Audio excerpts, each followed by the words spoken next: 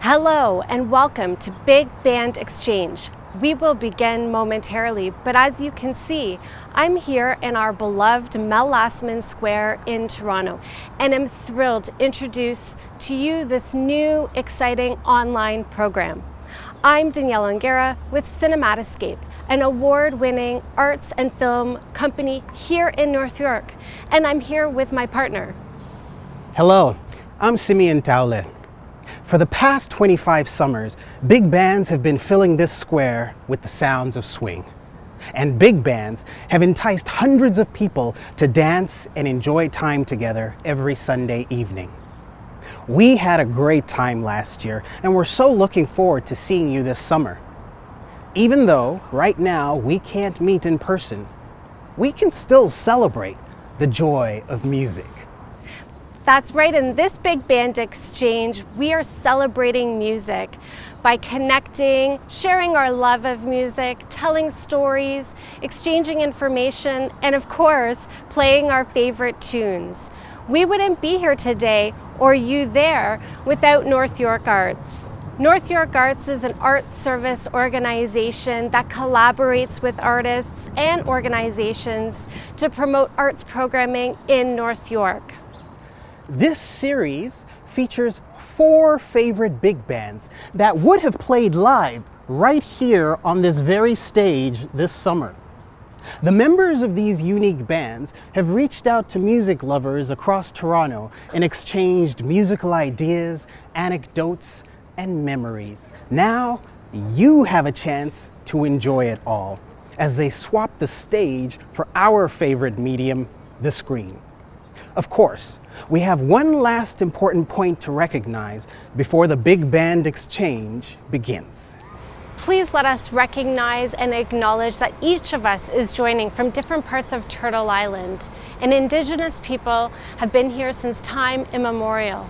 This specific land here in North York is covered by Treaty 13. It is the traditional land of the Huron-Wendat, the Seneca, the Haudenosaunee, and most recently, the Mississaugas of the Credit River.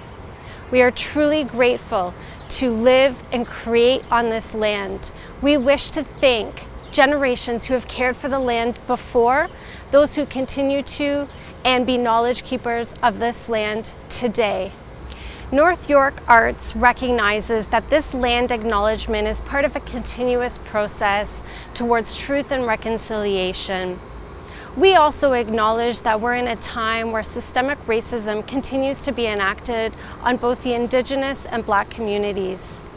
But by adhering to North York Arts values, we will lead with authenticity, and we remain committed to building positive relationships with Indigenous people, Black communities, and the many other communities who also face systemic racism, other forms of oppression and marginalization.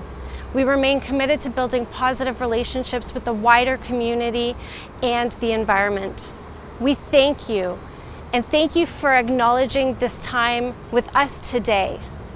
We are about to hand it over to the band. I don't know about you, but I feel the excitement of the event about to start. From all of us to all of you, take care, be safe, and enjoy the Big Band Exchange.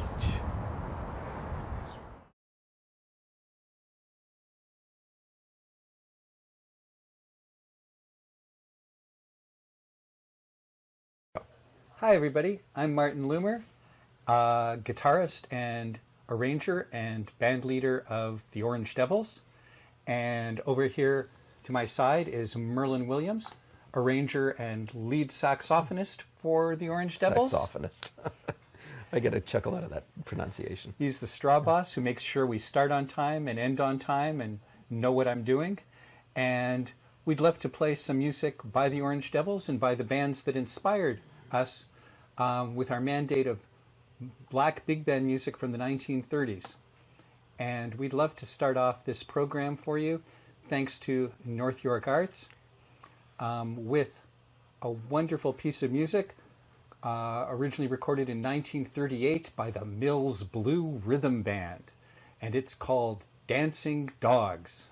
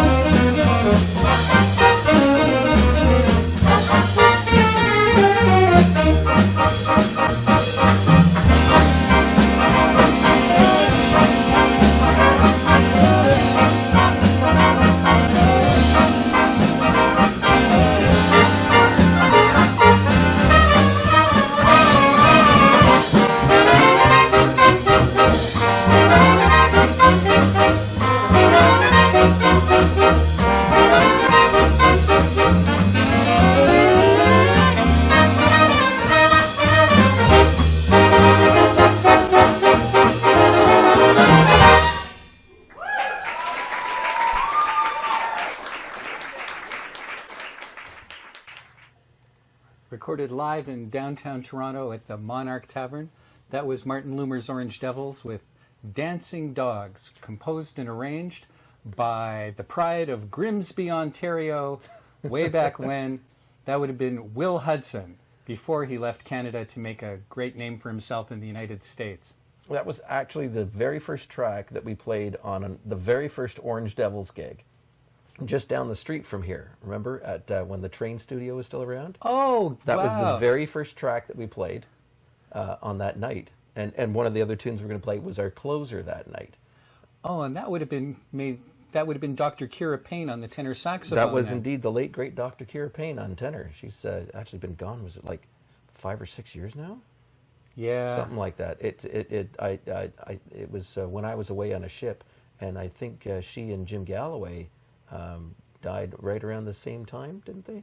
Right over sort of a pretty close over together. December, January kind of thing, if I remember correctly. But yeah, she's very much missed in the band. Yep, a wonderful musician and a wonderful, good-hearted person. And We got now, since that was a Will Hudson original. We've got another thing queued up, ready to go. It's a Will Hudson arrangement of a standard, and it's also one of the Orange Devils performances that we have, and that's Stardust.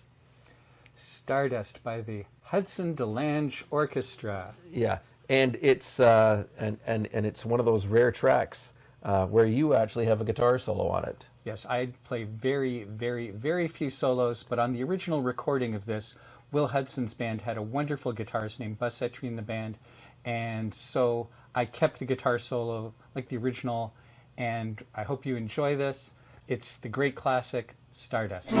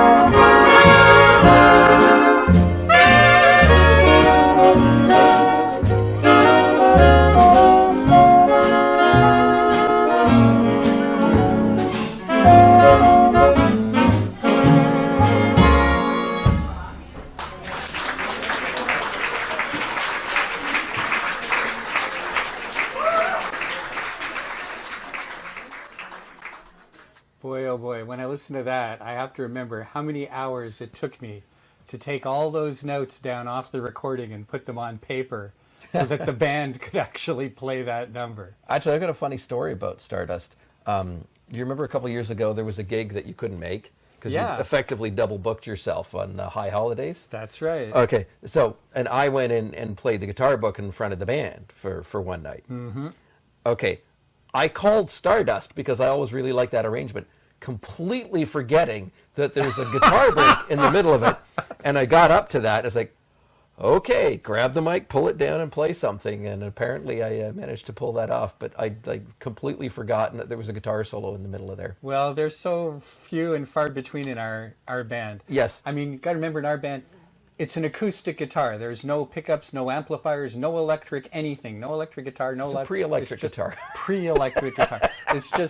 It's just an acoustic guitar with a guy strumming along and enjoying playing with a wonderful band of great professional musicians. Well, it actually works out fine with pulling in the vocal mic to do that. It works pretty well. So that it was good pickup on that. We've got moving from Will Hudson, one of our favorite writers to play because his stuff is so up and peppy, and that is Fletcher Henderson. Well, you know, I mean, with swing dancers are a big part of our audience, and the dancers love the music of Fletcher Henderson. Mm-hmm. I mean, we always thought, oh, he's too obscure. Most people wouldn't have even heard of him. But the first time we announced we're going to play a number by Fletcher Henderson in front of a group of dancers, Lindy Hoppers, honestly, they all cheered, and we were like, they've heard of Fletcher Henderson? They definitely have heard of Fletcher Henderson. So let's get some Fletcher Henderson queued up then, because we've got some really good. I mean, we got so much Fletcher Henderson in the book, and there's so much great recorded stuff. But this one's kind of a favorite of mine lately. So Yeah, now this is not us playing. mind no, you. no, this is actually Fletcher Henderson's band. Fletcher playing this. Henderson's band back in 1934 is when this was recorded. It's a wonderful number, very typical of the times. It's called Shanghai Shuffle.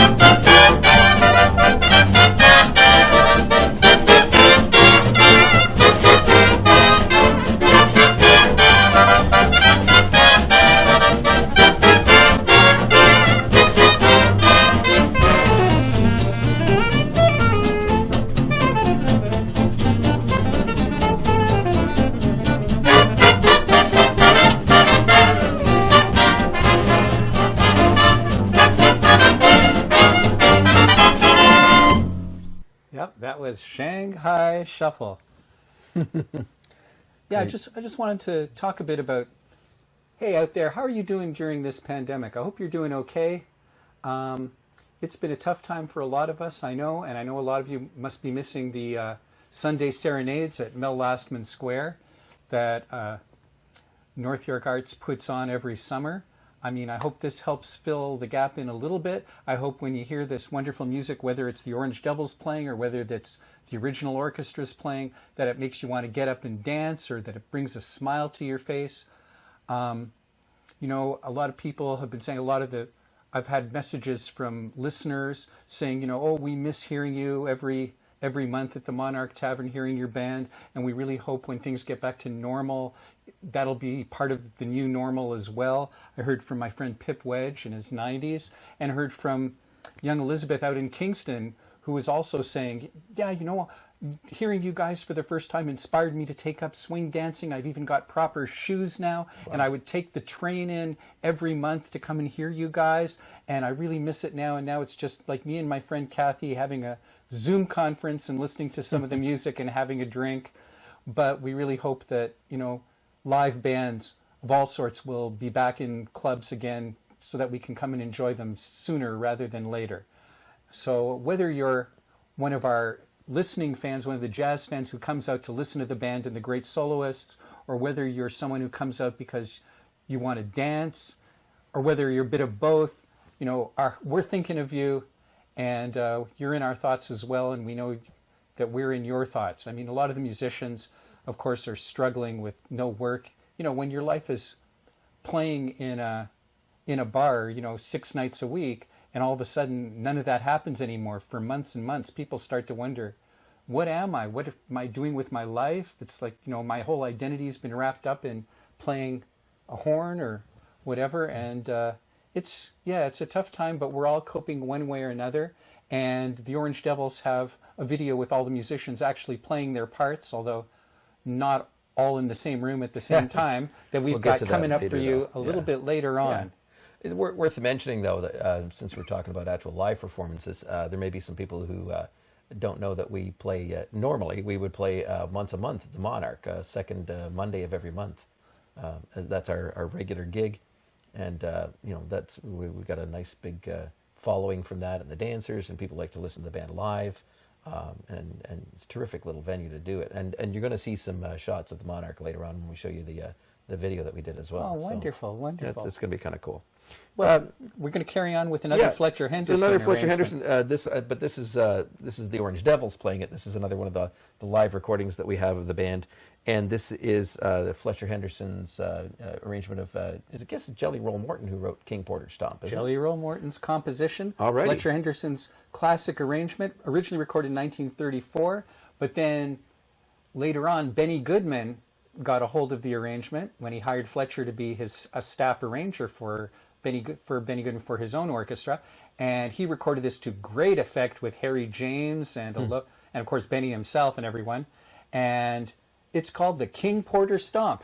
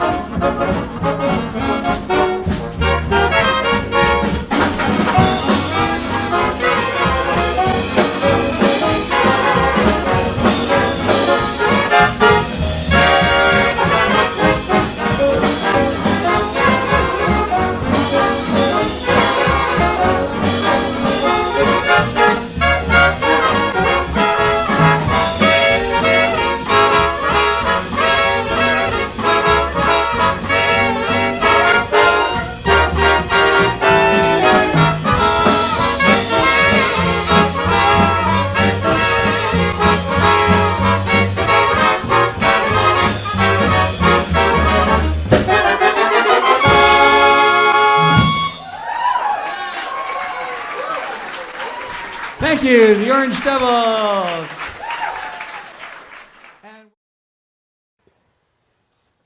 Wow. Been a while since I listened to that one all the way through there. Oh my, that was just driving along. That was just wonderful, I thought. I don't know if I've ever actually heard that recording Really? of the band, yeah. I used to send them out to the band all the time, and and I assumed that everybody listened to them at some point. But we got a large archive of it. It's the large archive. It's, 10 years worth of music, so. Something like that. I mean, it was around the time that I was starting off with the Stratford Festival. We were kind of getting this band going, and that was like 2007 going into 2008, I guess. So we've been at it like 13 years with the Devils, I think. That's getting on there now. We have about almost 200 numbers in the repertoire now, I think. Yeah. And you were the other band that we both play with, the Jim Galloway's Wee Big Band, which you now lead since Jimmy's passing. I think that book's up to 400 and some odd charts in the book. That's a band that started in the 1970s. So. Well, yeah, I was going to say like that's coming up on the 50th anniversary of that band at some point. And you're still, I think you're one of the last one or two charter members of the band. Yep, I've been there since day one, and the only other person who has, I guess by this point, is trumpeter Davey Johnson. Dave Johnson, yeah. Yep. The two of us have been there since the very, very, very beginning. It's been a bit of a long trek, that's for sure. I mean, who I really miss from that band is the wonderful lead alto saxophone player, one of the greatest in all of Canada, was a man named Gordie Evans. And he started off as a professional musician when he was 15 years old. And when I joined the band and he got tapped to be the lead saxophone player, he was shocked how young I was. He was saying, "What's a young guy like you doing listening to music like this?" Yeah. And everything. Gordie. Well, by that time, Gordie was already in his 50s. Yep, and he kept playing professionally into his 90s. And actually, he'd be turning 101 this year. If he was, yeah. I think he passed at 96 or 97. Yeah, and you have a direct connection with. Well, yeah, and we'll point that out a bit later too. But we'll save that for later. And so, alrighty. we haven't touched upon Duke Ellington yet, and so let's do some Duke Ellington. Let's have Duke and Johnny Hodges do the original version of Warm Valley. Yeah, one of the things Ellington was most famous for was his beautiful, lush ballads. This is one of his greatest. As Merlin said, it features Johnny Hodges on alto saxophone. Warm Valley is a beautiful, beautiful number. Here it is from 1940.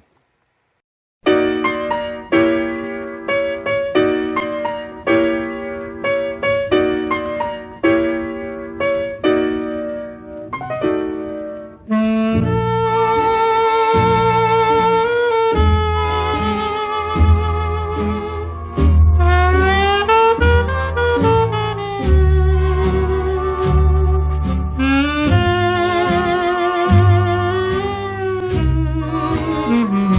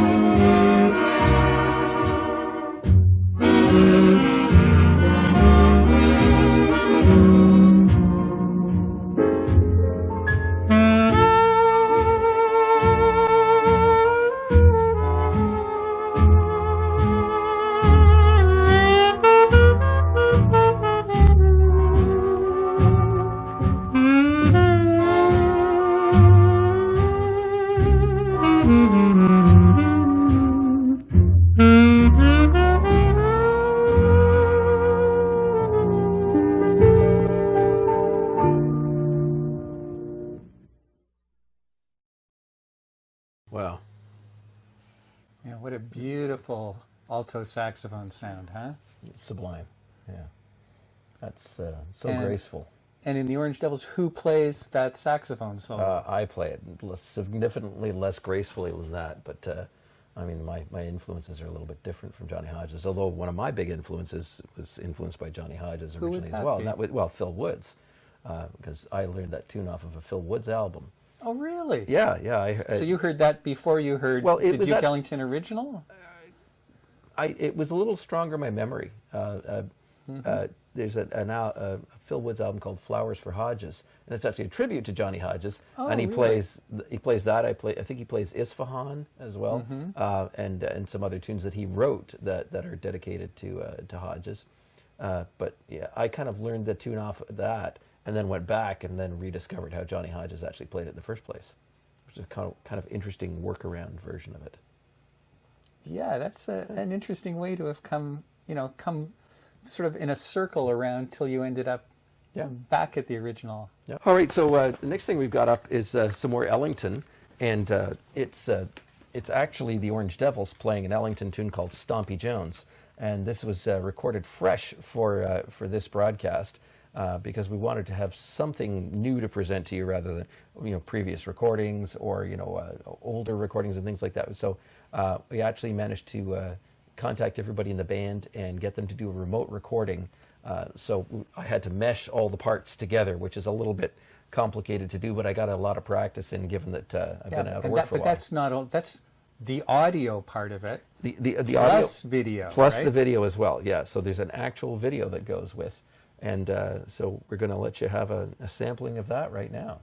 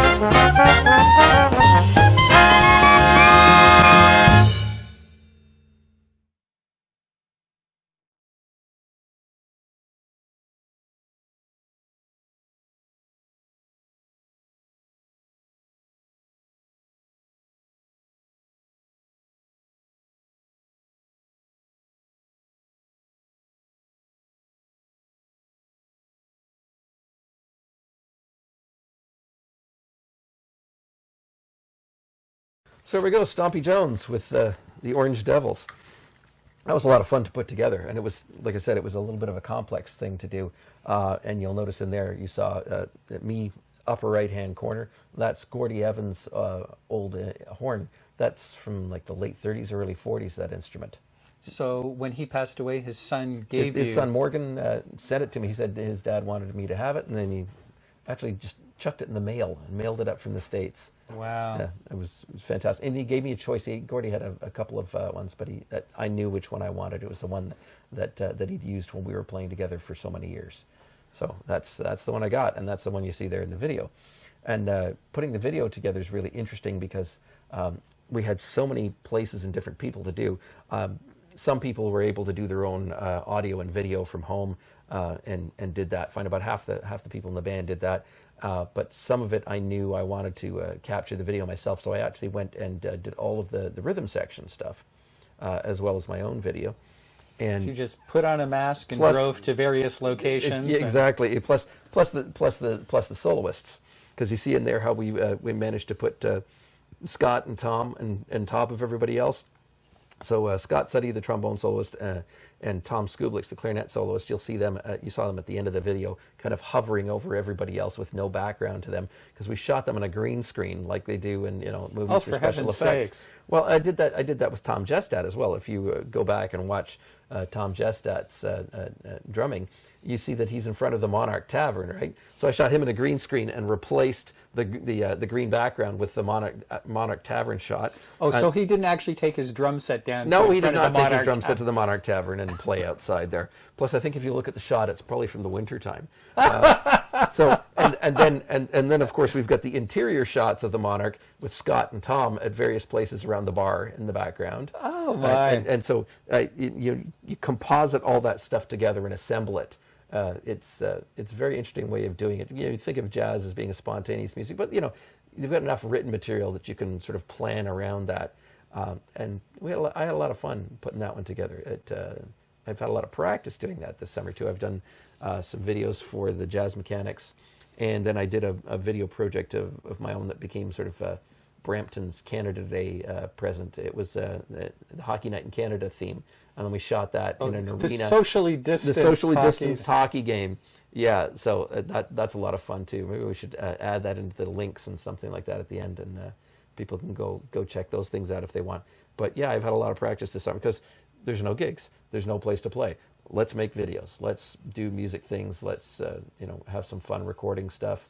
So I've been doing all sorts of projects like that. Yeah, well, that's what happened here, was that North York Arts couldn't put on the regular Sunday night serenades at Lastman Square.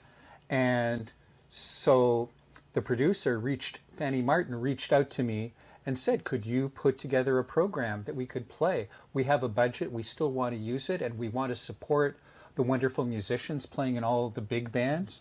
And so, I was able to take this money that's coming from North York Arts and pass it along to the musicians in the band, and in return for which they very happily agreed to play their parts for Stompy Jones, and as a result, we've got this wonderful video. I mean, it's a very happy-go-lucky tune that Merlin Williams has arranged for the band based on Duke Ellington's original recording, and he selected it because it features a number of the soloists in the band, and we're very happy to showcase their wonderful talents for you. Oh, plus the other reason that we picked all to feature all the soloists was that my playing capabilities right now are rather limited anyways, because I snapped a tendon in my finger this summer, and so I've been having to wear a splint for the last 6 weeks, and I've got like about another 6 weeks mostly in it before everything's healed up. You can play saxophone because of the mechanical keys. I can't play clarinet. I can't play a lot of other things right now. So and there's not a whole lot of saxophone in Stompy Jones, like the saxophone section. So that's why I was sort of taking it easy, soft pedaling it there, because a lot of the stuff we play is technical enough that I wouldn't be able to handle it right now, unfortunately. But hopefully by the time that we're back in the Monarch, whenever that happens to be, I will be fully recovered and capable of playing many, many notes, some of which may be accurate. Oh, yes, no, and I can guarantee one thing. With a pandemic on, here's another thing that has happened with a lot of musicians. People who write arrangements have been writing more arrangements. So when we finally can get back into action, we'll have a good chunk of new music to play. A lot of things that the band has never seen before. Yeah. But, it's been a little hard motivating myself to actually, when there's no deadline and there's no guaranteed performance, and, a lot of the excitement of recreating an arrangement is to actually hear it performed. And when you don't know when that's going to happen, it can be a little demoralizing, a little discouraging, and a little hard to motivate yourself to actually get down to work and write some things. But I found some inspiration. I'd agree with that. Yeah, it's always easier to get a chart done if you know somebody's going to play it. Yeah, that's that's a big thing for us, is making sure that the music that we put to paper is actually going to get played. Yeah, but who knows? Depending how long it takes, we might end up having a whole new set of music to play. We might have an entire set worth of new charts. Who knows? By the time we get back, and we've done that before. This is one of the crazy things about this band, is that because the players are so good and such good readers, is that we will prepare an arrangement and we'll take it in and put it on the stand on the gig. The band doesn't rehearse per se. In fact, I think the last time we rehearsed was maybe like 5 or 6 years ago. At least. At least. We play together monthly, so we just get on the stand. There's the new chart. We go through it and play it for the first time in front of the audience. Yes, and I believe in all the years we've maybe had like a quarter of a train wreck. We've never had everything grind to a halt. We've maybe had a couple little things where things got a bit askew, but the guys are so good they can fix it along the way, and we just motor on and then make the adjustments for next time. But it's a weird way of working, but it's been working for us, and we're lucky because of the guys that we have playing in the band that they make it work. So from Ellington to Basie, then let's go to Basie. We got okay. So we're finished with Stompy Jones for now. Yeah. Well, okay. Because this is after we play it. No, we all that stuff that we just did is after we've played it. Oh, is it? Okay. Oh, yeah. So okay, don't worry, I can cut it all together and make it make sense. So we've got. Well, why don't you? I'll switch camera and you talk about Basie and Every Tub. Well, if there's one big band that epitomizes swing music per se, most people would say it was Count Basie and his orchestra. The swingingest band with the best dynamics, exhilarating soloists, and straightforward music that everybody can relate to and everybody can understand. Nobody ever felt like they needed a university degree to know what was going on with Count Basie's music. And so absolutely we have to represent that band tonight. And we've got a wonderful number with a very enigmatic title. Back in the day, they had an expression which Jimmy Rushing, their singer, used to recount, which was, "Every tub on its own bottom," meaning you had to take care of business yourself. Everybody needed to look after themselves and be ready to do whatever they had to do on the job or any other time in life. And so this bright up-tempo number, which featured their twin tenor saxophones, Lester Young and the great Texan Herschel Evans, ended up with the title Every Tub. What was it? Where did that come from again? Was that Jimmy Rushing? That's right. Every tub on its own bottom. Which basically means, look after your own stuff, right? Yep. Take care of business. I always think of chicken in every pot. That's chicken in every pot and every tub on its own bottom. Yeah. All right, here we go. Every tub.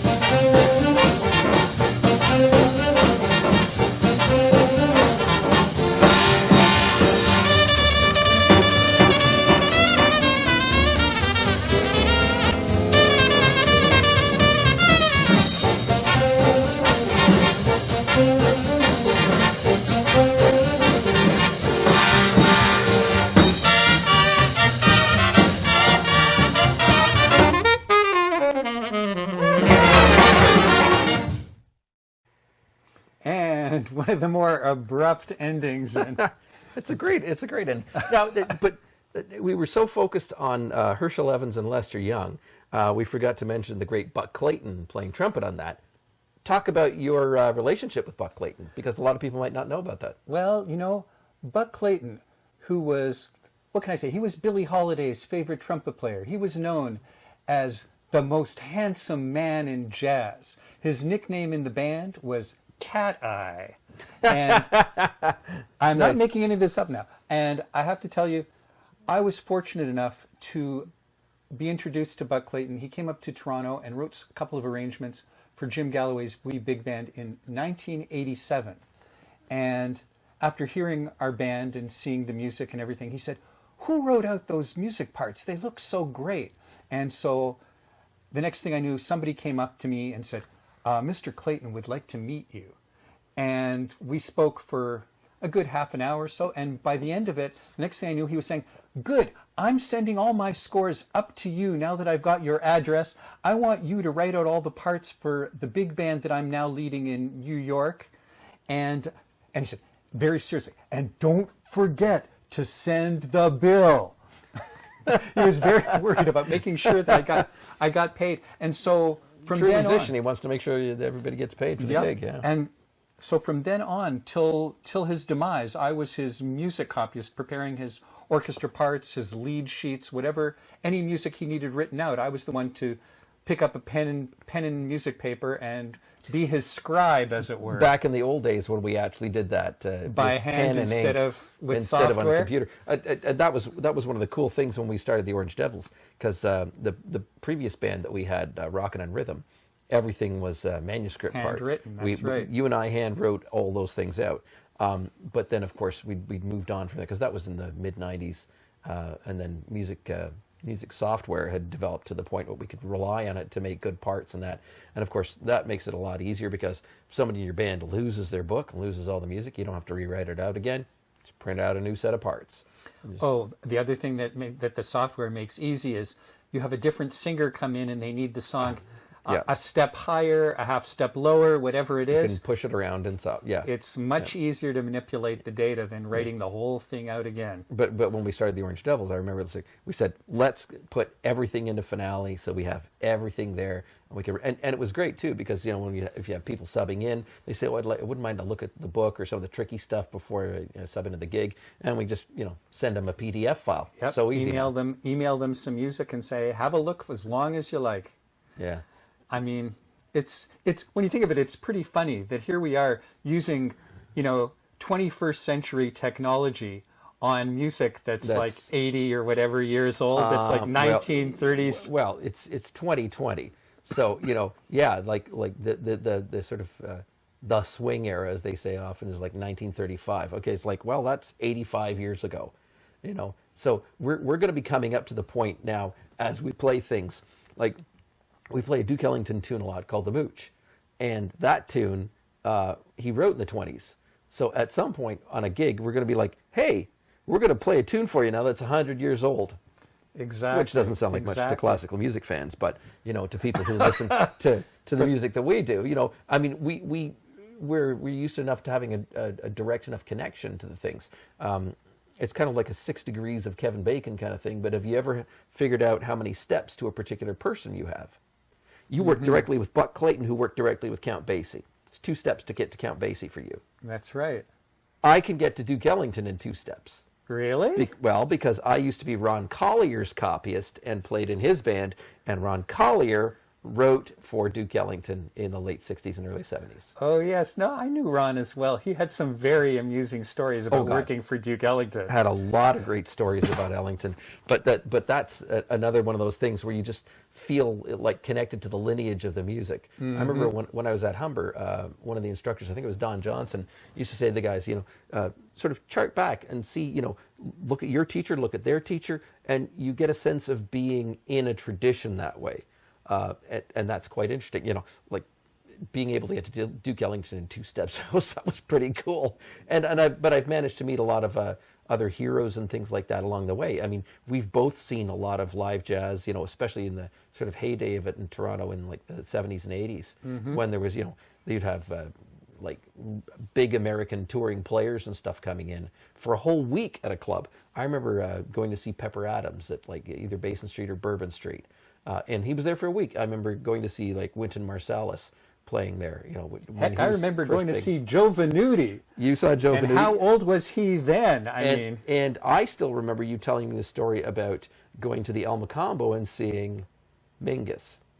oh, I saw Charles Mingus at a number of different Okay. clubs in Toronto. But and I think you told me you saw Roland Kirk as well. I saw him numerous times at the old Colonial Tavern. Wow. Another Yeah. place that doesn't Yeah, exist the anymore. Colonial was gone before I got into the scene. But 'cause I'm a few Charles years behind Mingus, it. he was the kind of guy, he started a number and had the band playing the opening theme, and then he sort of glanced at his watch and stopped them right away and said, oh, we don't have enough time to play that number before we get to the end of the night, so blah, blah, blah, stop that. It was and, a notoriously and then he'd long go, tune. Blah, Yeah. blah, blah, blah, blah, we're playing this one instead, 1, 2, 3, 4, bam, and they Yeah. would just go. It was just crazy. That reminds me of a bit. It's in a PDQ Bach recording. You know, the guy who does the spoofs Oh, of yes, Bach. Okay. yes. So they start playing a fugue as part of this work that they're playing, and it has the longest theme you've ever heard on a fugue, because usually a fugue theme's about this long and that gets repeated and chained around and changed and varied.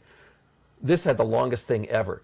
And when the second part comes in the fugue, it's like, oh, this fugue is going to last forever. And at that, you hear somebody stop the orchestra and announce to the audience that we're sorry, ladies and gentlemen, the producers have just calculated that if we play this entire fugue, the concert's going to go an hour and a half over time, so we can't play it. Weird things don't happen like that as much, I find, these days. You know, I don't know about things that. are a little more sort of massaged and, you know, curated and stuff like that. It's not often that you have something that's that crazy and that funny to relate. But, you know, some stuff still happens like that. Oh, yes. We got some more music to play. We've got maybe like one or two more tunes that we've got ready here. And so we're going to fire up a version of Jazznocracy featuring the Orange Devils from a live recording again. With Scott Sooty on trombone and Andy Ballantyne on tenor sax, and our wonderful, the fabulous lead trumpet player, Alex Konduksioglu. He doesn't get to solo a lot in the band because he's leading the whole brass section all night long, but he does get featured on this recording of us playing another Will Hudson composition that was originally recorded by Jimmy Lunsford and his orchestra. Yeah. Okay, here we go. It's Jazznocracy.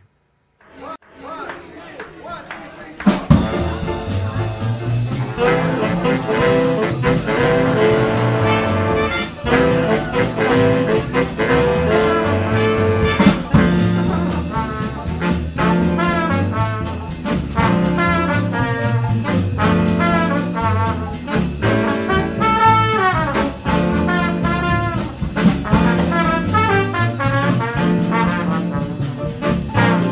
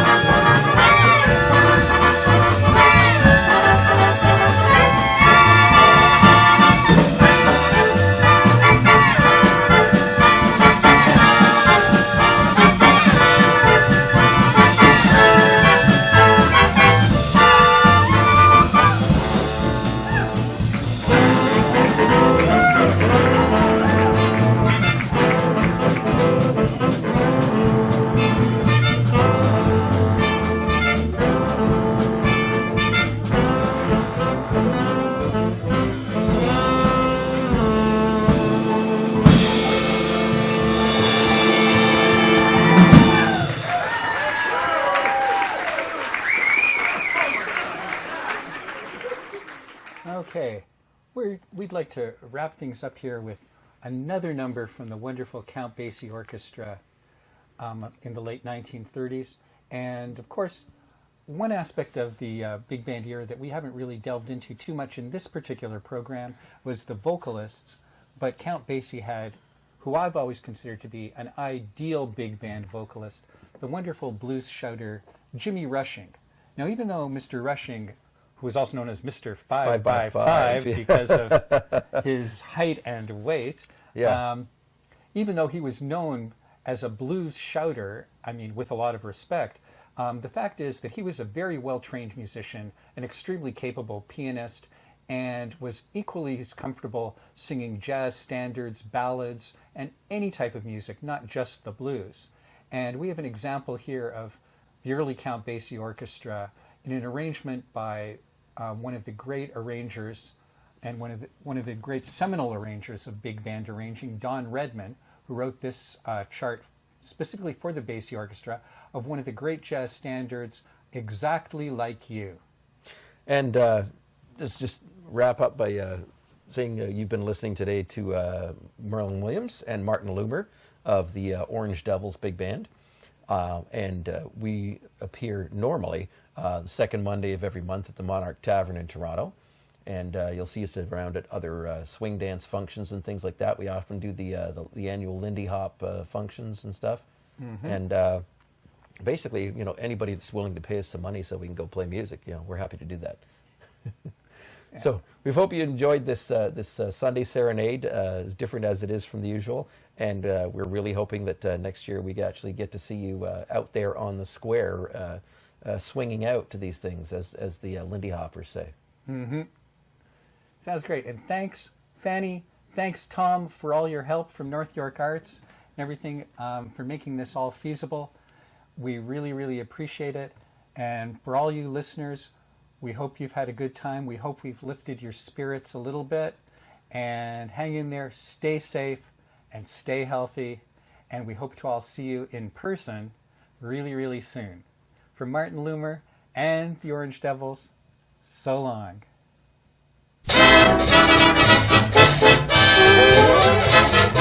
Thank you.